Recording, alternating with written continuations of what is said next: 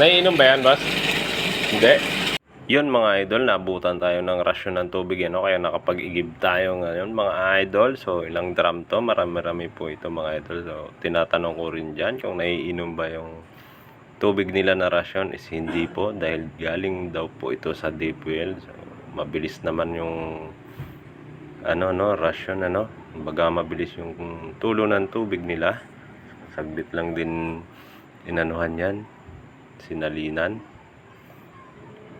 Pero gabi na po mga idol, dapat tulog na tayo dahil nagbubuhos na bukas. Pero talagang ganon tubig is life po mga idol. Ito ang pinakamahalaga sa lahat, lalo na kahit saan naman po kahit na hindi sa construction Pero itong isang kasama natin mga idol, sobrang ingay na tulog pa rin. Ito yung mga nasahuran natin, meron din dun sa ilalim ng scaffold ng slabs natin then meron din sa siya, tulog pa rin hanggang ngayon mga idol yung kasama natin.